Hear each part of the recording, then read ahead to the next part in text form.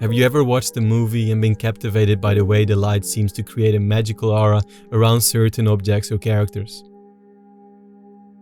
This visual technique is widely used in cinematography to add a touch of enchantment, nostalgia, or mystique to a scene, and it can be found across a variety of film genres. Take for example the United States versus Billie Holiday. In one scene where Billie performs under a spotlight, you can see the glow effect in full force. The soft, luminous halo around her intensifies the emotional weight and poignancy of her performance, making it all the more powerful. Or how about the movie The Rings of Power from Lord of the Rings? In the ethereal forest of the Lothlorien, the glow effect is used to heighten the sense of magic and wonder.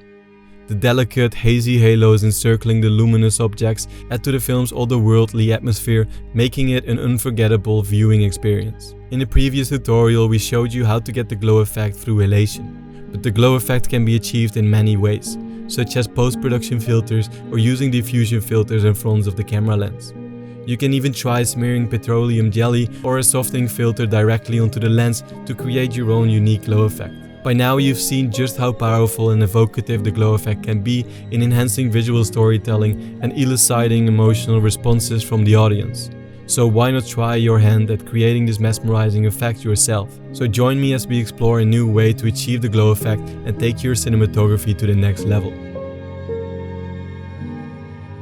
By the way, through the years I now know myself that connecting with like-minded creators can be difficult. And that's why Filmspace has created its new platform. You can now join Filmspace to connect with passionate creators and have your work seen. There are multiple feeds for you to share your work on, there are spaces where you can plan trips together, connect locally and apply for job offers. There are already over 2,000 creators on Filmspace, and this month Filmspace is launching its new space called Contests, where we will challenge you to create your own films and you can win amazing prizes. Filmspace also offers live streams, so join Filmspace now through the link in the description. We have two files on the timeline. In one example I will show you the OFX settings of the glow plugin, and in the second one we will do the color correction from scratch and add the glow effect at the end. As you can see, I already have one of my LUTs applied, which gives you a stunning result right off the camera. Let's see what the material looks like before and after applying the LUT. And that looks great, so now let's take a closer look at each of the glow plugin settings. To do that, let's open the effects menu and drag the glow effect to our node. Let's go in order. Select output lets you preview the image with different stages of the glow effect applied. Viewing the shiny regions, the isolated glow alone, or the glowing image. We leave the glowing image. Shine threshold defines the luminance level at which the glow is triggered to appear on the image. The lower this value is, the more pronounced and brighter the glow will be. Spread defines how far out shine extends from areas of the picture that trigger it. The smaller the value, the more local the glow will be, and vice versa. The higher the value, the further the glow will spread from its original spot. HV ratio lets you adjust the proportion of horizontal to vertical spread, allowing you to create streaky shine that extends further in a particular dimension. Relative spread red, green and blue lets you adjust the spread by each color channel by a different amount, simulating a kind of chromatic aberration in the glow effect. Gain adjusts the brightness of the glow effect, and gamma adjusts the spread of the glow effect. As you increase the value, the effect spreads to a larger area. Saturation adjusts the intensity of the glow's color. Color filter is a color picker and eyedropper, and it lets you choose a color with which to tint the glow. For example, let's take the eyedropper and pick an area in the mountains. As you can see, the tint of our glow has changed and becomes close to what we've chosen. Glow framing. Glow framing lets you choose what happens when shine hits the edge of the frame, whether it's amplified by reflecting camera or whether it's moderated by a vignette effect. Composite type lets you choose a composite mode to use to blend the glow effect with the image. Defaults to screen, which is good for gentle glows, while other composite modes let you create other varied effects. Opacity lets you adjust the transparency of the glow effect and is a fast way of easing off a glow that you otherwise like, but that is too intense for the shot at hand. Invert effect allows you to invert our settings. Bright region recovery allows us to restore the highlights from our glow to the settings we want. Now let's make a color correction of the second clip from scratch and add the glow effect to it. I will apply my node structure to the clip that I use on my projects. If you want to try working with it, you can find it on my site. Add a node at the end and apply a standard LUT to convert log material to Rec 709. Let's adjust our exposure and contrast in the corresponding node. I'm going to increase the contrast a little bit to 1.250. Then I'm going to use the lift wheel to lower the shadows, lower the gamma a little bit and raise the gain a little bit. Next I will lower the shadows value to -7 and now I will lower the highlights value to -20.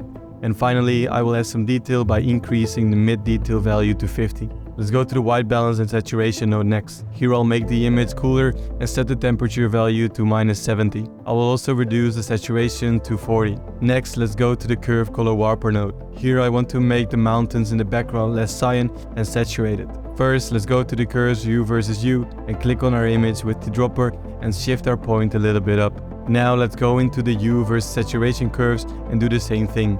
Only move our area down, thereby reducing the saturation. And with the mountains in the foreground, let's work with the color warper tool to make the image more concentrated and less saturated.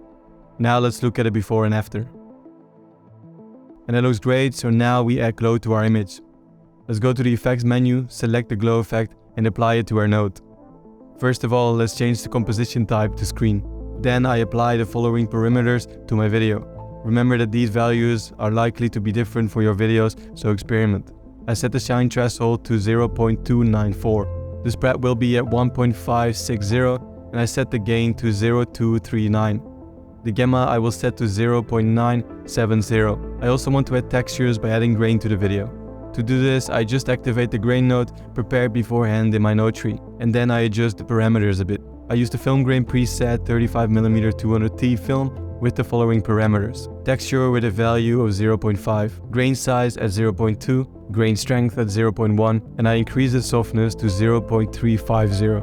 Now let's make the video more expressive by adding a vignette. I use the vignette out node and change the parameters of our vignette a bit, making it wider horizontally. And now let's decrease the exposure, reducing the offset value to about -16. And now our video is ready, so let's look at the before and after.